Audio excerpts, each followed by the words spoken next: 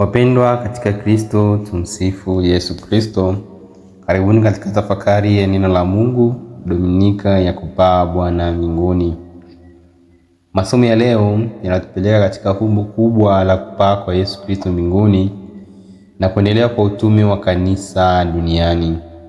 Tunamwona Yesu akiondoka mbele ya macho ya wanafunzi wake, lakini kuondoka kwake si mwisho wa uwezo wake kati yao. Badala yake ilikuwa ni mwanzo wa maisha mapya ya imani, ushuhuda, matumaini na nguvu ya Roho Mtakatifu. Masomo haya ya leo yanatukumbusha kwamba maisha ya Kristo yanaalikwa kuishi kwa macho yaliyoinuliwa juu na matumaini mbinguni. Katika somo la kwanza siku ya leo kutoka katika kitabu cha Matendo ya Mitume, tunawaona wanafunzi wa Yesu wakiwa katika kipindi cha mpito. Walikuwa katika kipindi cha mpito mkubwa sana wa maisha yao. Tunaona walikuwa wameona Yesu akiteswa, wakaona Yesu akifa, wakaona Yesu akifufuka. Na sasa amefufuka, lakini bado anapaa mbinguni mbele ya macho yao tena. Kwa upande mmoja, mioyo yao ilikuwa na mshangao, ilikuwa ina mashaka.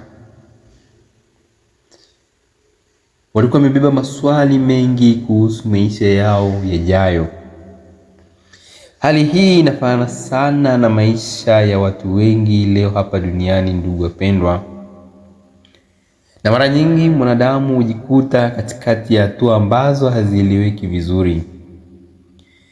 Anaota ndoto kubwa, lakini bado haoni njia yake wazi. Anasali lakini anakosa imani. Anakuwa na mashaka na kile ambacho amemwomba Mungu. Anaenda mbele, lakini ndani yake kuna hofu ya kesho. Katika somo la kwanza tumeona wanafunzi walitamani kuona ufalme wa Mungu ukitokea kwa namna na nguvu za duniani. Walikuwa wakifikiri kuhusu ushindi wa taifa lao, mamlaka na mabadiliko ya haraka. Lakini Yesu alifundisha kutazama mbali. Aliwaonyesha kwamba ufalme wa Mungu unaanza katika moyo wa mwanadamu anayebadilishwa na neema yake. Hata katika dunia sasa, siku hizi tumekuwa tunapenda kuona mafanikio ya haraka mno, maisha ya rahisi na majibu ya papo kwa papo. Lakini daima Mwenyezi Mungu wetu hutufundisha kuwa na uvumilivu, hutufundisha kuwa na imani, na hutufundisha uaminifu katika safari ya maisha. Katika somo la kwanza pia tunaona tumepewa ahadi na Yesu Kristo, ahadi ya Roho Mtakatifu, ambapo katika masomo ya Dominika iliyopita, Dominika ya 6, tuliona kwamba Yesu anaondoka, lakini atatuachia msaidizi, hata tuacha peke yetu. Na ahadi hiyo ya Roho Mtakatifu imekuwa chanzo cha nguvu mpya kwa wanafunzi. Je, sisi ni nani tusiohitaji hiyo nguvu na neema ya Roho Mtakatifu? Wapendwa, hata sisi tunahitaji nguvu hiyo katika maisha yetu ya kila siku. Kuna nyakati ambazo mtu anachoka kupambana na changamoto za kifamilia, changamoto za kifedha, changamoto za kiroho. Kilema fulani kinatusumbua, dhambi fulani inatusumbua. Kwa nguvu yetu peke yetu, wakati mwingine kupambana nayo mambo ni ngumu. Tumepewa Roho Mtakatifu, Roho Mtakatifu ambaye anakaa ndani yetu, ili atumwombe na daima tumweke mbele, ili atuongoze katika yale yote tunayoyafanya. Na katika haya yote ambayo tunayafanya, yale mabaya daima atayazuia na kuyaweka kando, na yale mazuri yataendelea kustawi na kutoa neema na baraka nyingi kwetu sisi na kwa wale watu waliotuzunguka. Lakini leo hii kuna wanaobeba huzuni kubwa ndani yao, lakini bado wanaendelea kushindwa kutabasamu mbele za watu. Kwa sababu gani? Hawajamwalika Roho Mtakatifu. Roho Mtakatifu anapokuwepo na wewe, unaweza kushinda hata mabaya, maumivu.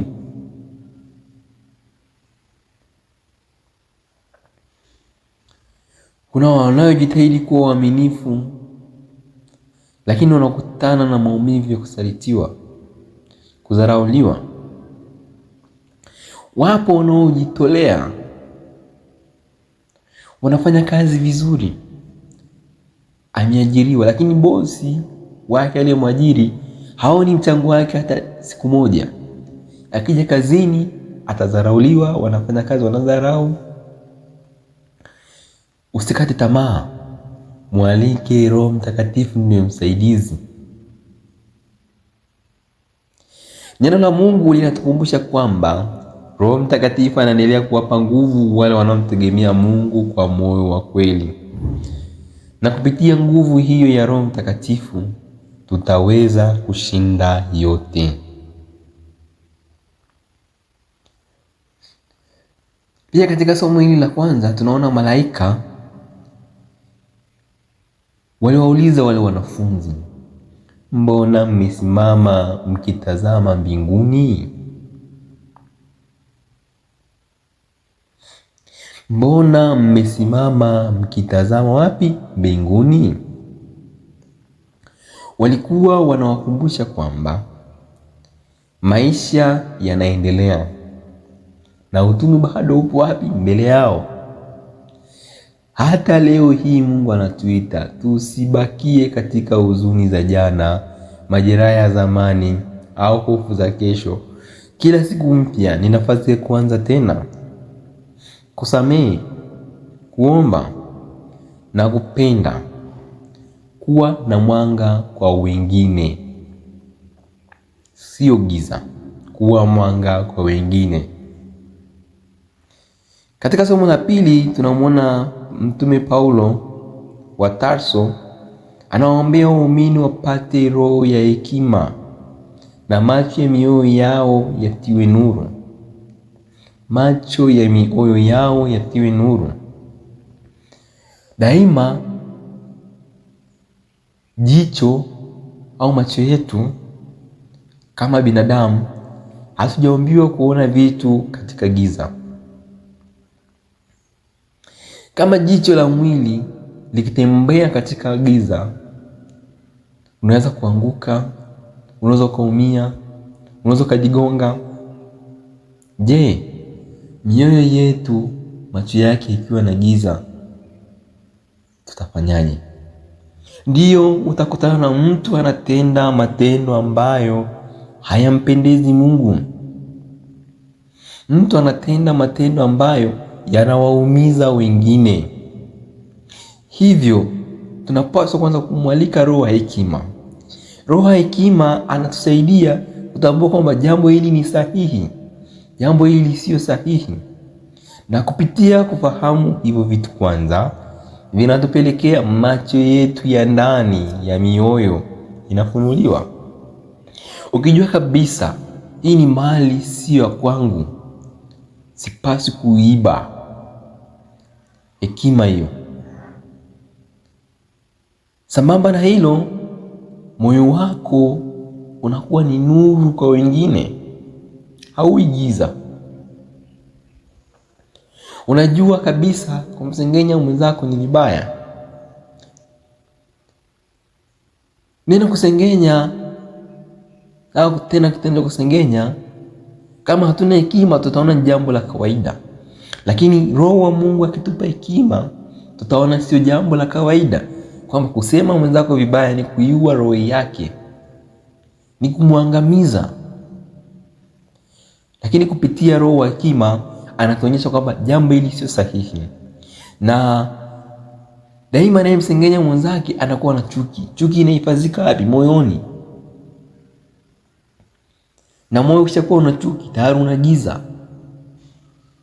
Hivyo kupitia hekima ugundua kwamba kusengenya wengine au kumtendea binadamu mwingine jambo ambalo sio sahihi, ndipo macho ya mioyo yetu yanatiwa nuru. Hili ni ombi muhimu sana kwa maisha ya leo wapendwa. Dunia hii ina watu wengi wenye elimu, wenye maarifa na uwezo mkubwa, lakini bado mioyo yao imejaa nini? Imejaa hofu, mashindano yasiyokwisha na upweke wa ndani. Tunaweza tukatimiza yote ya dunia, lakini bila nuru ya Mwenyezi Mungu ndani ya mioyo yetu, hatutaka tuweze kuelewa kusudi la maisha ambayo Mungu ametuumbia. Paulo anazungumzia tumaini la mwito wa Mungu. Leo hii watu wengi wanajikataa, hawaoni thamani ya maisha yao. Tumebaki tukijilinganisha na wengine sana, na wengine mpaka tunapoteza furaha ya kuwa wao, tunapoteza furaha ya kuwa mimi.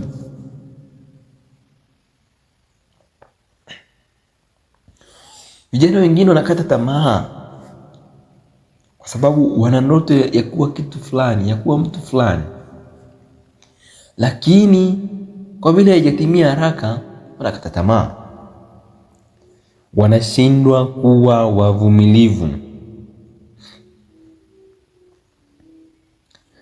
Kuna ambao wanajilaumu, wanabaki kujilaumu kwa manini, kwa matatizo ya zamani, kwa makosa waliyofanya zamani. Ndugu wapendwa, Mwenyezi Mungu humuona kila mtu kuwa ana thamani kubwa mbele zake, na kila maisha yana kusudi lake, hata kama safari imejaa majaribu. Tukumbuke kwamba Mwenyezi Mungu alitujua kabla hatujazaliwa, tokea tupo tumboni kwa mama zetu. Hivyo alituumba akiwa na lengo, kusudi. Kama fundi ambaye anataka kutengeneza kiti, anakuwa na ile picha ya kutengeneza kiti, kwamba tayari ameshafahamu kiti changu kitakuwa cha namna hii, kitakuwa cha mbao, kitakuwa kina mikono au miguu mitatu au minne kama viti vya kawaida tulivyovizoea kuviona. Kitakaa mtu mmoja au wawili. Kama fundi anaweza akatambua kusudi la kile kiti ambacho anakitengeneza sasa, hivyo hivyo na Mwenyezi Mungu anatambua kusudi la kutuumba sisi hapa duniani. Hawezi kutuumba tu tukaja tukakaa bila kusudi maalum. Na hili tulifahamu, ili kusudi lake inapaswa tusali, tumuombe Mungu atufunulie, tujibidishe. La si hivyo tutakuta tunafanya mambo ambayo sio kusudi letu na tunabaki kujilaumu. Kila mtu ana kusudi lake la kuumbwa hapa duniani. Hivyo tunachopaswa kufahamu, wa Kristo wapendwa, ni kusudi tuliloumbiwa na Mwenyezi Mungu. Nguvu iliyomfufua Kristo kutoka katika wafu ndiyo nguvu inayofanya kazi ndani ya waamini. Hii ni faraja kubwa sana kwa yeyote anayepitia kipindi kigumu. Mungu anaweza kuleta uzima mahali ambapo watu walishaona mwisho, walishakata tamaa. Mungu anaponya mioyo iliyovunjika. Mungu anarudisha matumaini yaliyopotea na kuifanya tena roho iliyochoka ipate nguvu ya kuendelea mbele. Hivyo tumuombe Mwenyezi Mungu daima katika yale tunayopitia. Tumepewa msaidizi, Roho Mtakatifu. Tumuombe pia atuongoze, tuwe taa ndani ya mioyo yetu na sio giza. Katika Injili ya leo tunawaona wanafunzi wakikutana na Yesu kwa Galilaya. Walipomwona walimsujudia, lakini baadhi yao walikuwa bado na mashaka, hofu. Hili linaonyesha ukweli wa maisha ya imani. Mara nyingi imani na mashaka huishi ndani ya moyo mmoja. Kuna nyakati mtu anajitahidi kumtumaini Mungu, lakini bado anauliza maswali mengi moyoni mwake. Yesu anajua hali hiyo ya wanadamu, anajua hali yetu sisi wanadamu. Na ndiyo maana alipowakaribia wanafunzi wake, aliwakaribia kwa upendo badala ya kuhukumu. Akawaambia, nimepewa mamlaka yote mbinguni na duniani. Hapa alikuwa anatukumbusha kwamba maisha yao yako chini ya ulinzi wa Mwenyezi Mungu. Dunia inaweza ikabadilika, watu wanabadilika, lakini mamlaka ya Kristo yanabaki milele. Neno la Mungu linabaki milele. Hili linaleta amani kwa moyo unaoogopa kuhusu kesho, moyo wenye mashaka, wenye hofu. Katika somo la Injili hii tunaona Yesu anawatuma wanafunzi wake kwenda kuwafanya mataifa yote kuwa wanafunzi wake, wakiwabatiza kwa jina la Baba na la Mwana na la Roho Mtakatifu. Na huu ni mwaliko wa kuifanya imani iwe hai katika maisha yetu ya kila siku. Ushuhuda mkubwa zaidi wa Ukristo mara nyingi haupo katika maneno mengi tu, bali namna mtu anavyoishi, matendo anayoyafanya. Kuna watu watamwona Mungu kupitia wema wako, uvumilivu wako, na namna unavyowatendea wengine kwa upendo.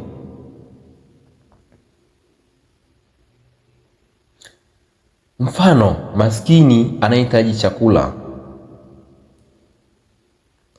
hawezi kufanya kazi au anavitendea kazi. Unapompatia msaada wa chakula, anaona wema wa Mungu kupitia wewe, kupitia mimi, kupitia yeyote yule.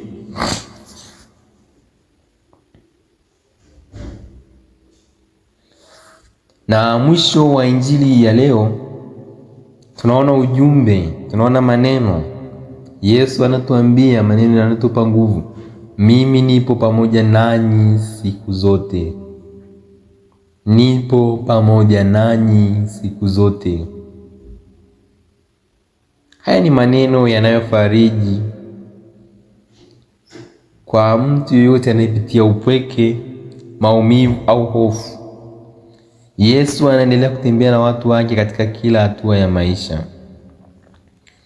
Anakuwa karibu katika machozi, katika sala, katika mapambano ya kila siku, na hata katika ukimya. Uwepo wake ndio unaotupa sababu ya kuendelea kuwa na matumaini hata pale ambapo maisha yanaonekana kuwa mazito. Hivyo ndugu zangu wapendwa, masomo ya leo yanatualika tusiwe na hofu.